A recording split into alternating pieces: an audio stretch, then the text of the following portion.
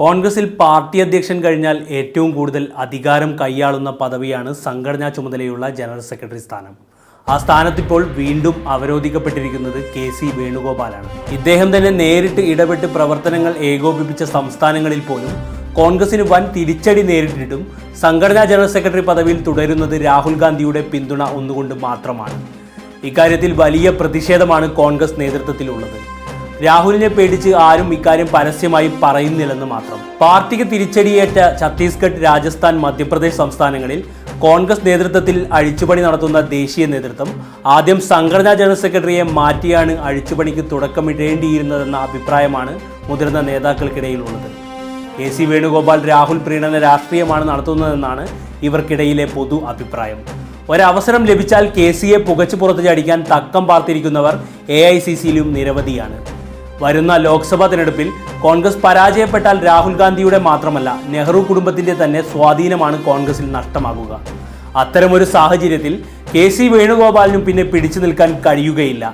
സ്വന്തം നാടായ കേരളത്തിൽ പോലും വലിയ എതിർപ്പാണ് കെ.സി. വേണുഗോപാലിനുള്ളത്. കേരളത്തിലെ കോൺഗ്രസിലെ പ്രബല വിഭാഗങ്ങളായ AI ഗ്രൂപ്പുകൾ കെ.സിയെ അംഗീകരിക്കുന്നില്ല. VD സതീശനും K. സുധാകരനുമാണ് കെ.സിയുമായി അടുപ്പം പുലർത്തുന്ന പ്രധാന നേതാക്കൾ. എന്നാൽ ഇവർ ഇരുവർക്കും സ്വന്തം നിലയ്ക്ക് അജണ്ട ഉള്ളതിനാൽ കെ.സി ആഗ്രഹിക്കുന്നത് പോലുള്ള ഒരു പിന്തുണ അനിവാര്യമായ സമയത്ത് ഇവരിൽ നിന്നും പോലും ലഭിക്കണമെന്നില്ല. അതിനു പ്രധാന കാരണം കെ.സി. വേണുഗോപാലിന്റെ മുഖ്യമന്ത്രി പദ മോഹമാണ്.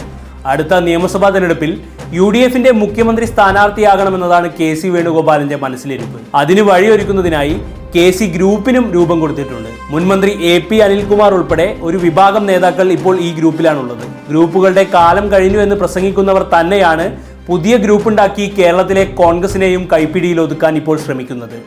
അതിനായി കെ.സി. വേണുഗോപാലിന്റെ പഴയ I ഗ്രൂപ്പിനെയാണ് ആദ്യം പിളർത്തിയിരിക്കുന്നത്.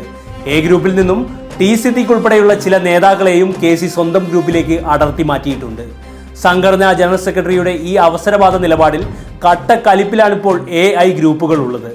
UDFന് അധികാരം ലഭിച്ചാൽ മുഖ്യമന്ത്രി സ്ഥാനം കൊതിക്കുന്ന I ഗ്രൂപ്പിലെ പ്രധാനി രമേശ് ചെന്നിത്തലയാണ്. മുൻപ് തന്റെ കീഴിൽ രൂപം കൊണ്ട മൂന്നാം ഗ്രൂപ്പിൽ പ്രവർത്തിച്ച കെ.സി. വേണുഗോപാലും VD സതീശനും മുഖ്യമന്ത്രി കസേരയിൽ ഇരിക്കുന്നത് രമേശ് ചെന്നിത്തലയ്ക്ക് സഹിക്കാവുന്നതിലും അപ്പുറമാണ്. കൂടുതൽ MLA മാർ പിന്തുണച്ചിട്ടും തന്നെ ഒഴിവാക്കി സതീശനെ പ്രതിപക്ഷ നേതാവായി തിരഞ്ഞെടുത്തത് കെ.സി. വേണുഗോപാലിന്റെ കുരുട്ടുബുദ്ധിയുടെ ഭാഗമായാണ് ചെന്നിത്തല നോക്കിക്കാണുന്നത്. ശശി തരൂരിനെ പ്രവർത്തക സമിതിയിൽ സ്ഥിരാംഗമാക്കിയപ്പോൾ ചെന്നിത്തലയെ ക്ഷണിതാവായി മാത്രം ഒതുക്കിയതിന് പിന്നിലും കെ.സിയുടെ ബുദ്ധിയാണ് പ്രവർത്തിച്ചിരുന്നത്.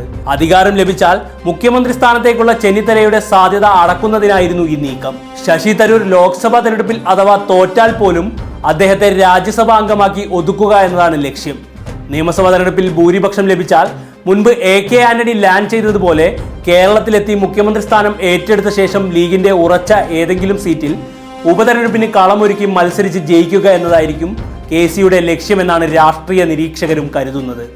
ഒരിക്കലും നടക്കാത്ത സ്വപ്നമെന്ന് കേൾക്കുന്ന ആർക്കും പറയാമെങ്കിലും കേരളത്തിൽ ഭരണമാറ്റം സംഭവിക്കുകയാണെങ്കിൽ ഒരു സാധ്യതയും തള്ളിക്കളയാൻ കഴിയുകയില്ല. എന്നാൽ കെ.സി. വേണുഗോപാലിന്റെ ഇത്തരം കരുനീക്കങ്ങൾ തിരിച്ചടിച്ചാൽ അത് വലിയ ആഘാതമാണ് കോൺഗ്രസിലും ലീഗിലും ഉണ്ടാക്കുക. രമേശ് ചെന്നിത്തലയ്ക്ക് മഹാരാഷ്ട്രയുടെ ചുമതല നൽകി ഒതുക്കുക കൂടി ചെയ്തതോടെ I ഗ്രൂപ്പ് ശരിക്കും പ്രതിരോധത്തിലാണ്. A ഗ്രൂപ്പിലെ അതൃപ്തിയും നാൾക്കുനാൾ വർദ്ധിച്ചുകൊണ്ടിരിക്കുകയാണ്. ഇത് പൊട്ടിത്തെറിയിൽ കലാശിച്ചാൽ സതീശന്റെയും വേണുഗോപാലിന്റെയും ഗ്രൂപ്പിൽപ്പെട്ട മിക്കവർക്കും നിയമസഭ കാണാൻ പോലും സാധിച്ചെന്ന് വരില്ല. കാലുവാരി തോൽപ്പിക്കുന്ന പഴയ ഗ്രൂപ്പ് വൈര്യത്തിലേക്ക് കാര്യങ്ങൾ മാറിയാൽ ദയനീയമായ പരാജയത്തിലേക്കാണ് കേരളത്തിലെ കോൺഗ്രസ് കൂപ്പുകുത്തുക. അതോടെ UDFന്റെ ഉള്ള അടിത്തറയും തകർന്ന് തരിപ്പണമാകും. രാജ്യം ഏറ്റവും കൂടുതൽ കാലം ഭരിച്ച കോൺഗ്രസിന് കേന്ദ്രത്തിൽ അധികാരം നഷ്ടമായതും നിലവിൽ സംസ്ഥാന ഭരണം വെറും 3 സംസ്ഥാനങ്ങളിൽ മാത്രമായി ഒതുങ്ങിയതും നേതാക്കളുടെ അധികാരമോഹം കൊണ്ടും അഴിമതി കൊണ്ടും ജനവിരുദ്ധ നയങ്ങൾ കൊണ്ടുമാണ്. എത്ര തിരിച്ചടി ലഭിച്ചാലും ഇതൊന്നും തിരുത്താൻ ഇപ്പോഴും കോൺഗ്രസ് നേതാക്കൾ തയ്യാറാവുന്നില്ല. അവശേഷിക്കുന്ന തുരുത്തും നഷ്ടമാകുന്നതുവരെ അവരുടെ ഈ ആർത്തി തുടരുക തന്നെ ചെയ്യും. അതെന്തായാലും പറയാതെ വയ്യ.